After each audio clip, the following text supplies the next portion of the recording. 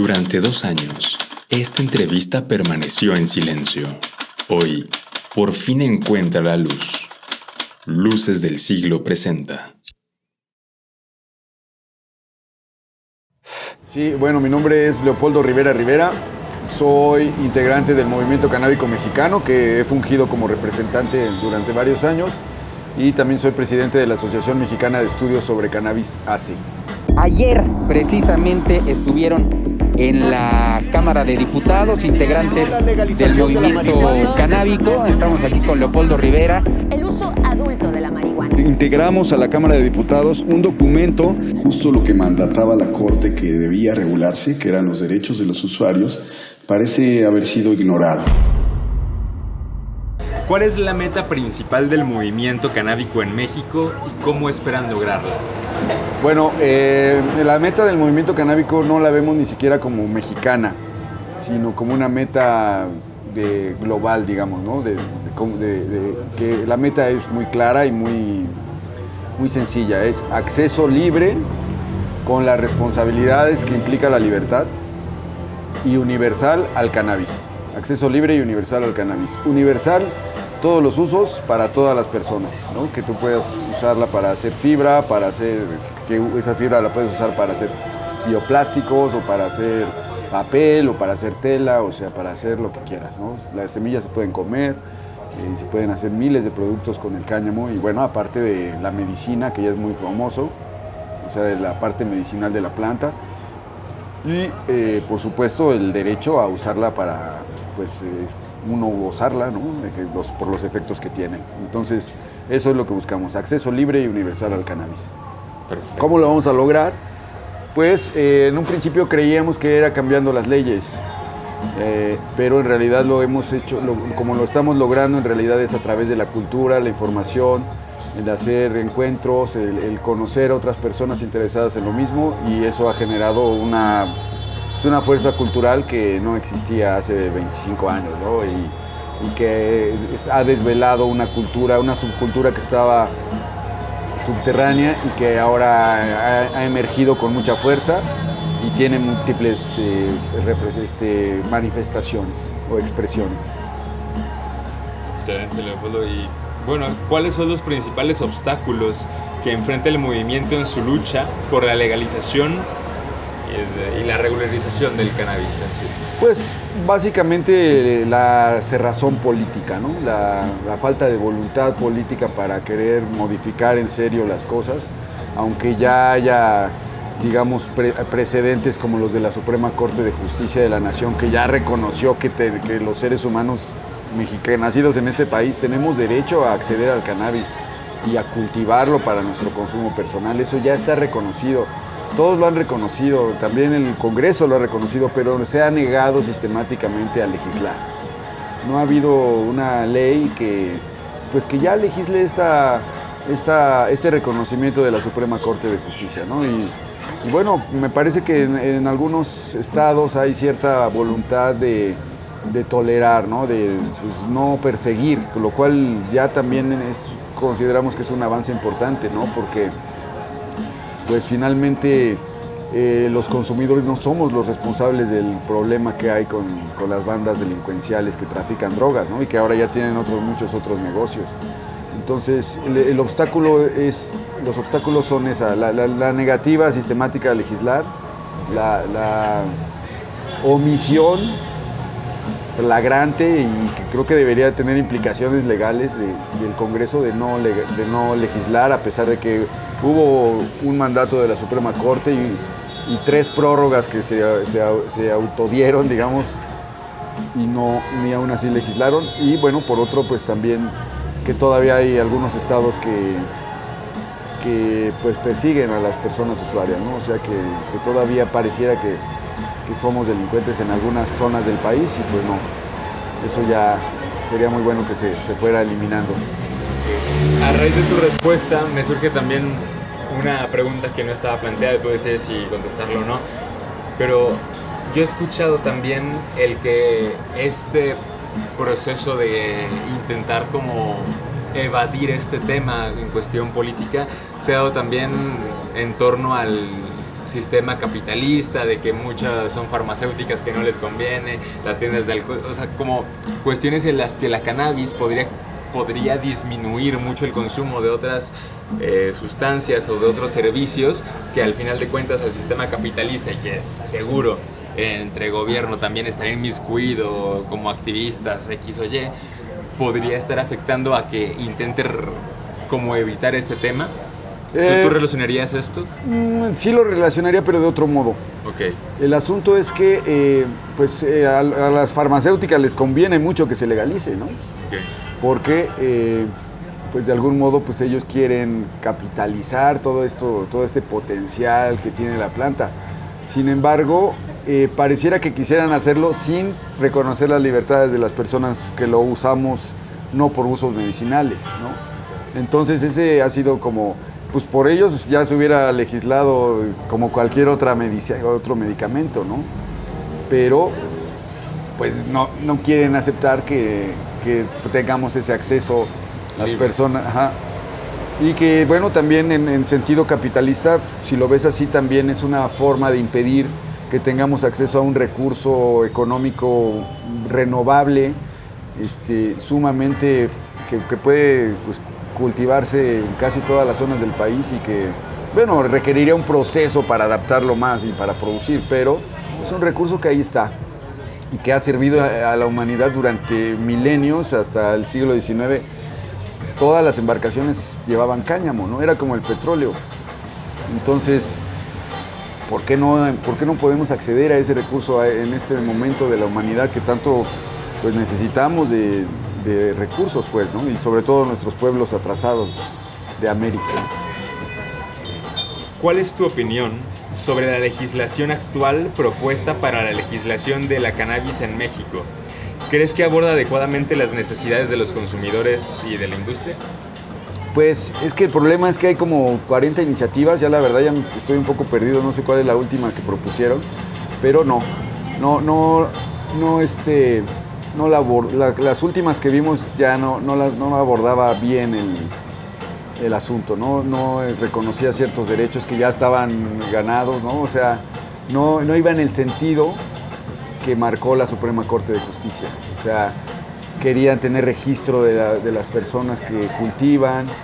O sea, eso es muy peligroso, como ya se ha visto en Uruguay, ¿no? Cuando cambió el gobierno y empezaron a investigar a todos los que tenían permisos, ¿no? Entonces, me parece que en ese sentido era un poco draconiana, en el sentido de que tener registrado y controlado a las personas que consumen cuando ya es un derecho, pues no.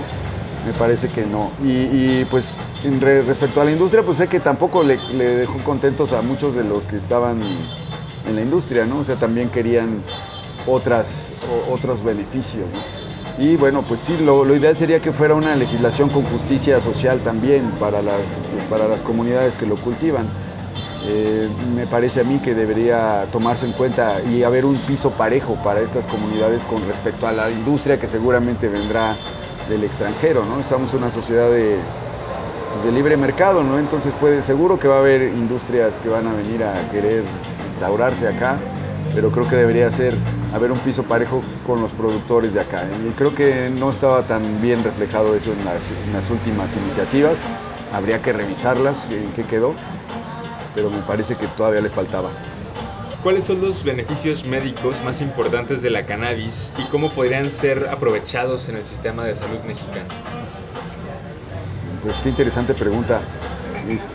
Pues son muchos los beneficios de la cannabis. Tan solo en la epilepsia, pues beneficiaría alrededor de 10 millones de personas que padecen epilepsia en este país, ¿no? A disminuir, digamos, no cura la epilepsia, pero a disminuir las manifestaciones más agresivas. Ajá, eso, para ahí hay de entrada ya hay algo ahí, ¿no? Entonces también que mucha gente dejaría de consumir medicamentos que sí tienen un potencial adictivo, ¿no? Todas las benzodiazepinas pues tienen un potencial adictivo importante y bueno, la cannabis es en menor medida, ¿no? Entonces, digo, es que el tema es muy amplio y pues tampoco soy médico, pero prácticamente todo el sistema cannabinoide que está en todo el cuerpo podría haberse beneficiado, o sea, de muchas maneras. ¿Cómo aborda el movimiento canábico la responsabilidad social y la educación en torno al consumo responsable de la cannabis? Justo a través de la noción del consumo responsable, ¿no? de ser usuario responsable, de ser responsable con uno mismo, con la comunidad, con sus distintos ámbitos, laboral, educativo. O sea, siendo responsable con nuestro consumo, sabiendo qué consumimos. Y también, por supuesto, intentar no consumir al narco, no consumir a las... De hecho, eso es lo que se promueve con el autocultivo. Una persona que cultiva es una persona que deja de comprarle a una organización criminal, ¿no? Entonces, esa es una responsabilidad. Y la otra le llamamos reducción de riesgo y daños. Es otra noción muy importante que es, pues si la sustancia que te vas a consumir te causa algún daño, pues que solo sea ese daño y no daños colaterales, ¿no? Por ejemplo, es muy claro con las personas que usan heroína, por ejemplo, ¿no? Se les pide que no compartan jeringas, porque entonces, más allá del daño que les causa la sustancia, también estarían trayendo algunas condiciones concomitantes, como puede ser la hepatitis o el VIH. O sea, es reducir el daño que causa la sustancia. Y en el cannabis en realidad hay poca reducción de daño porque pues, casi no causa daño, pues, ¿no? Pero digamos, el daño que sí puede tener es en los pulmones, ¿no? En los bronquios. Entonces, por el humo, ¿no? Entonces, pues, consúmela de manera que no produzca humo, en comestibles o en vaporizaciones. O sea, sí hay forma de ir. Es como eso, ¿no? Ser consciente y además responsable de lo que estamos consumiendo y asumirlo, ¿no? Tampoco decir, no, pues no fui a trabajar porque me puse bien pacheco o cosas así, o sea, ¿no? Y sí, o sea, creo que eso es muy importante. Y también que si alguien comete un delito bajo los efectos, que sea juzgado por el delito, no por los efectos, ¿no? Entonces creo que eso también es parte de la responsabilidad que nos toca, incluso como movimiento, ¿no? No es una disculpa nunca consumir. Excelente. ¿Qué estrategias utilizan para desestigmatizar el consumo de la cannabis y combatir los prejuicios asociados? Sí, como te decía, al principio pensábamos que la batalla iba a ser legal, pero después vimos que cultural es la batalla, ¿no? Entonces, desde el principio hicimos cosas en ese sentido. Hicimos la Biblioteca Canábica, que este año cumple 20 años.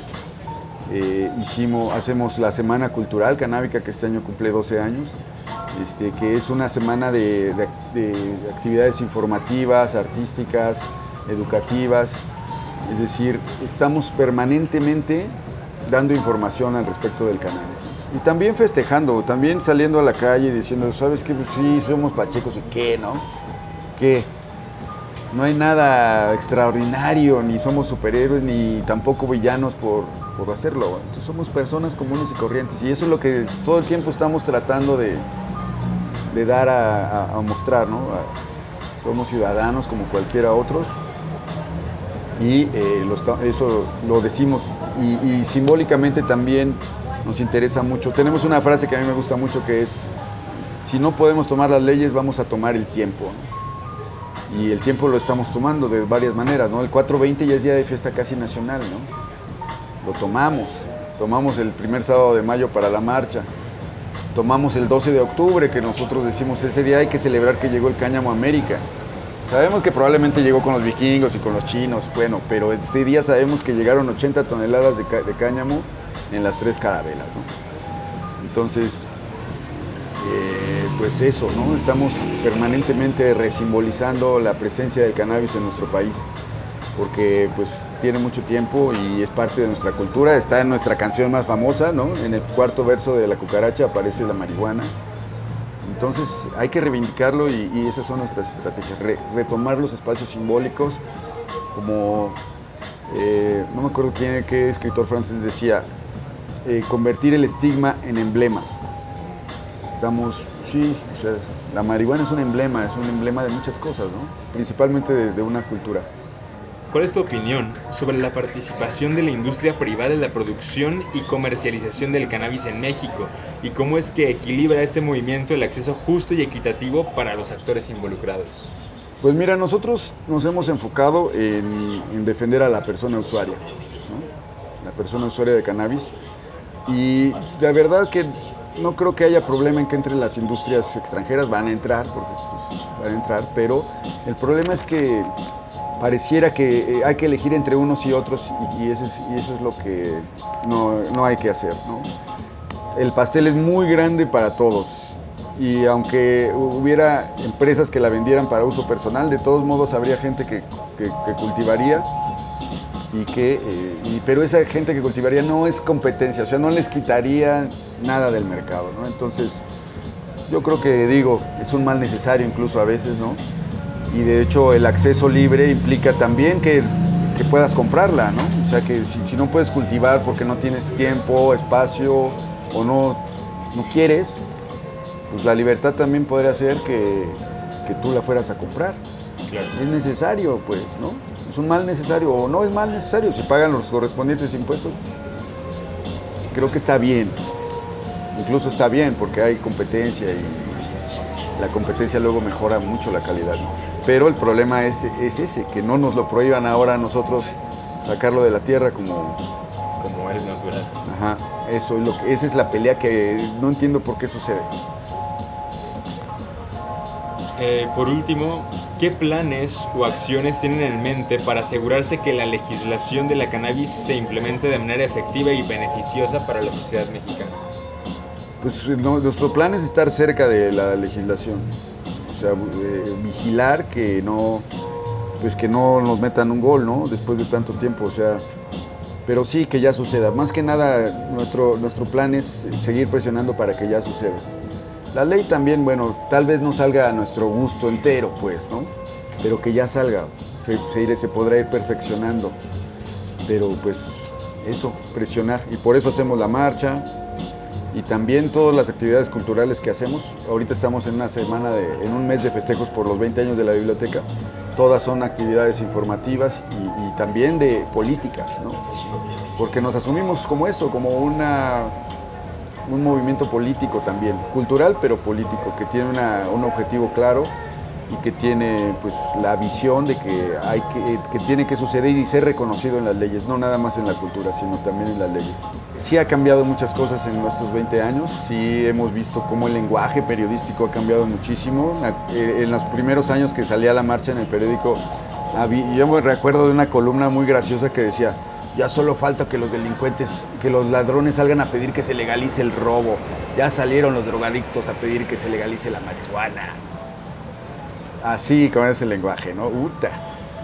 Pero bueno, ya más recientemente, ya cuando hablan del 420 dicen: la comunidad canábica salió a festejar. O sea, se ha logrado un cambio de concepto, ¿no? Que eso es muy importante porque esta batalla ha sido cultural y conceptual, de usar los términos precisos, de no dejarnos estigmatizar y no pasarlos ninguna mentira, ¿no? Esa es la lucha. Marihuana. Leopoldo Rivera, activista canábico, ya incluso nos has hablado un poco de cómo se ha formado el movimiento y en sí qué es lo que los mantiene, ¿no? El qué es lo que buscan. Pero también queremos conocer cuál es tu historia personal, el qué te llevó a involucrarte en este movimiento y básicamente cómo fue que fluyó esta participación ahora que se representa y hemos visto aquello, todavía no empezábamos a filmar y vienen personas a buscarte respecto a estos temas. ¿Cómo te has vuelto este referente? Pues bueno, yo me metí en esto principalmente porque pues me gustaba mucho el mundo de las drogas, ¿no? Me gustaba leer sobre drogas, me gustaba pues también drogarme, probar varias sustancias, probé muchas sustancias y me molestaba mucho que hubiera una especie de persecución. Yo decía, oye, pues si no somos de ladrones, asesinos, para que nos trate así la policía, ¿por qué no? Y pues digamos que toda la década del 90 me dediqué a investigar y a hablar del tema, pero no todavía pensando en un movimiento, ¿no? pues nada más era parte de mis preocupaciones intelectuales, digamos, ¿no? Y hablé con mucha gente y muchos dijeron, sí, tienen razón, otros decían, pues sí, pero ¿qué quieres hacer, no? Y pues sí, me gustaba, te digo, ese tema, es un involucramiento personal en el conocimiento y en el uso de drogas, ¿no? Y también el padecimiento de la represión por ese uso, ¿no? Entonces, pues de algún modo también yo vengo de la UNAM y pues tenía cierta conciencia social y había milité con el movimiento zapatista, estuve en una célula del Frente Zapatista, justo aquí en la colonia Roma, y pues también después milité en el movimiento estudiantil, pero yo también pues veía que no había un compromiso o sea que hasta los zapatistas nos ninguneaban, ¿no? Yo fui a ver al subcomandante cuando estuvo en el Zócalo. Mencionó a los 66 o 68 grupos étnicos del país, mencionó a los gays, a las mujeres, pero nosotros no, también sufrimos represión policíaca y seguro que el subcomandante Marcos fumaba mota, o sea, sí se sabe, pues, ¿no? Pero no, o sea, yo decía, ¿por qué no? ¿Qué? O sea, ¿por qué ni siquiera vernos, nombrarnos, ¿no? Entonces a mí me pareció que era necesario empezarnos a nombrar y decir, güey, aquí estoy, ¿no? Y surgió la oportunidad cuando me enteré que había una marcha, ¿no? en otros países, y que había una revista, la revista Cáñamo, ¿no? De España. Y me empecé a conectar con ese mundo y a conocer activistas de otros países. Y fue que con otros amigos aquí nos animamos a hacer una primera manifestación en 2001. Pues no fue ni manifestación, nada más fue una así como que fumamos y dijimos, vamos a empezar a hacer esto. Y justo Rodolfo Montes, que trabajaba en Proceso, testificó ese momento y lo publicó. Y entonces eso pues, nos hizo pues, captar mucha atención de mucha gente, ¿no? Ya después de eso, ya a la segunda vez, ya habíamos involucrado a Carlos Martínez Rentería de la revista Generación, que ya murió, pero que es una revista muy importante. Ellos habían publicado un manifiesto por la legalización de todas las drogas en el 96. Y tener estos referentes y estos apoyos pues, nos ayudó a ir consolidando el movimiento. Para ese momento ya habíamos planeado hacer la Asociación Mexicana de Estudios sobre Cannabis.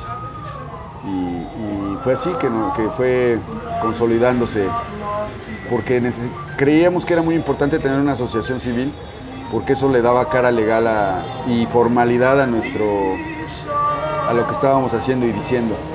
Y eso siempre nos ha parecido muy importante también. Saber que podemos cumplir con cualquier normatividad, somos, como te digo, ciudadanos igual, con mismos derechos y obligaciones que todos los demás. Y ser marihuanos no hace que no podamos cumplir con cualquier trámite, con cualquier pues, objetivo social, ¿no?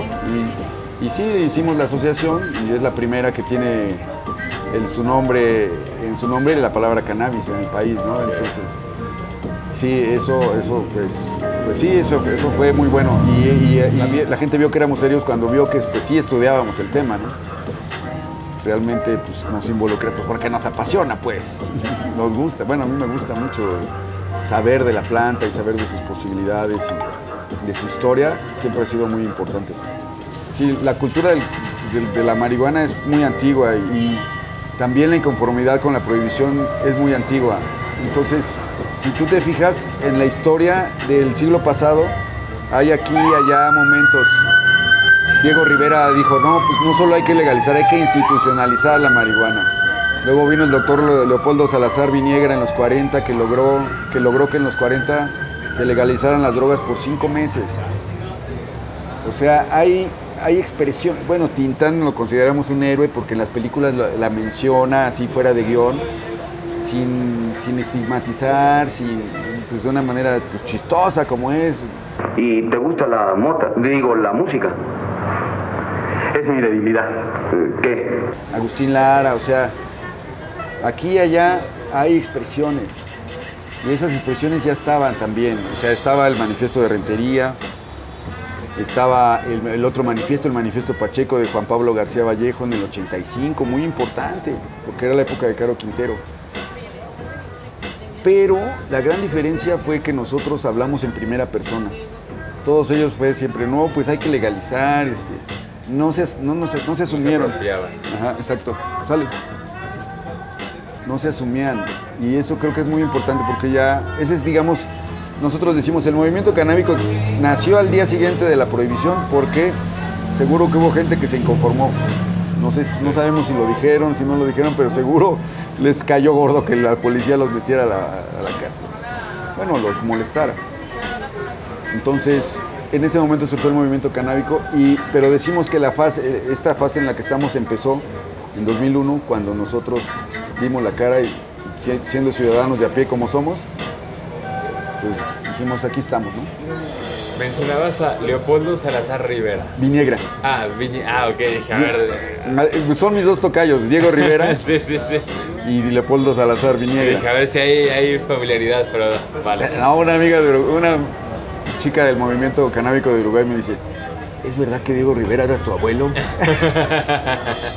Yo, no estoy tan feo. ¿Hubo algún evento o experiencia significativa que despertó tu pasión por este tema? Algo que tú recuerdas como un punto de inflexión que digas, wow, esto marcó un antes y un después.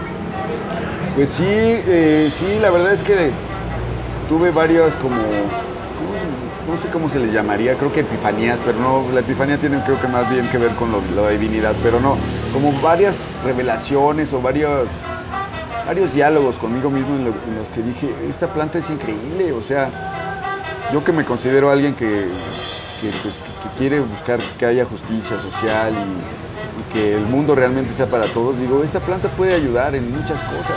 O sea, no voy a decir que va a salvar a la humanidad ni nada de eso, pero sí creo que es un recurso que podemos ocupar en bien de todos, o sea, y que está negado, o sea, dije, no, esto es una lucha importante. En ese momento dije, sí.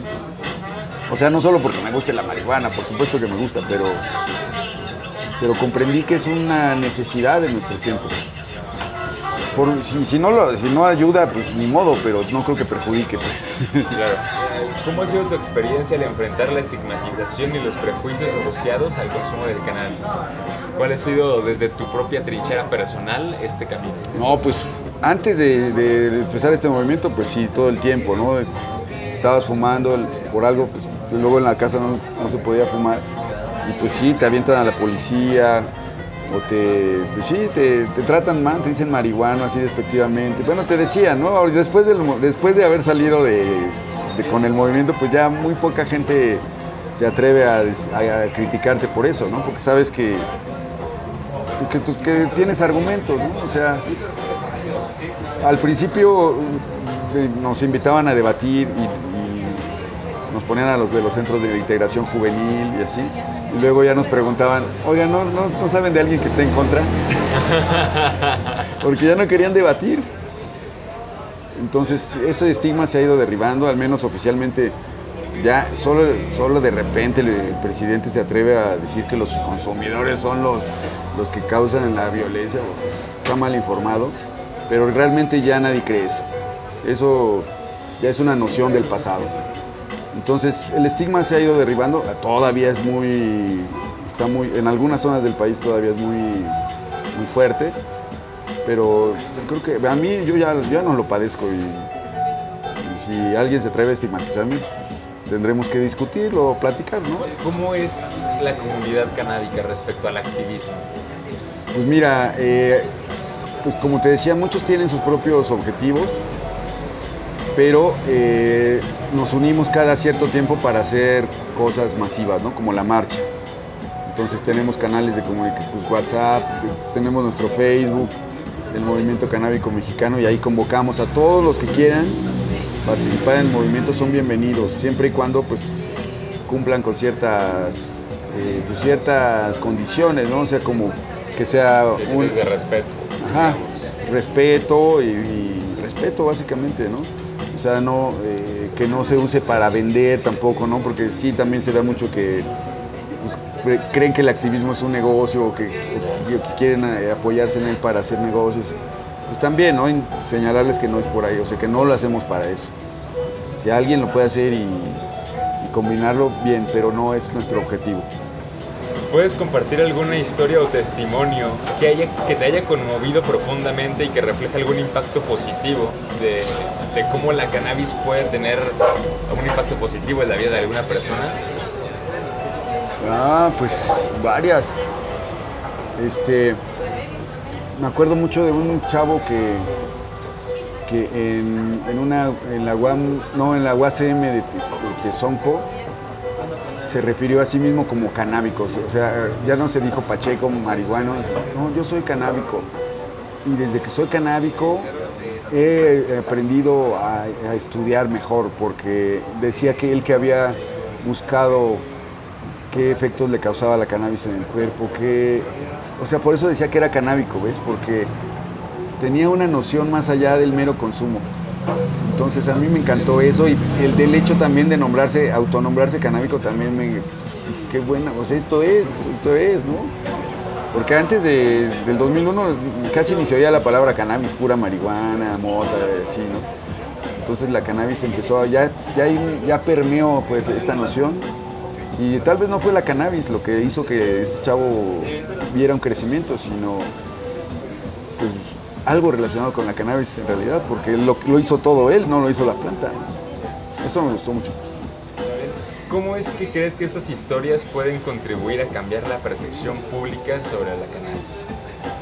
Bueno, creo que es muy importante esto que mencionas de las historias, ¿no? De las historias de vida de la gente. Pues, que la mayoría, si la gente viera que la mayoría de las personas que consumimos marihuana pues somos gente que trabaja, que no se pasa los altos, que paga impuestos, que son padres de familia amorosos, o que son trabajadores responsables, o estudiantes dedicados o no dedicados, pero que tienen una responsabilidad y la cumplen, creo que estaríamos del otro lado, porque diríamos, ¿le gusta fumar marihuana? ¿Y qué? ¿Y ya?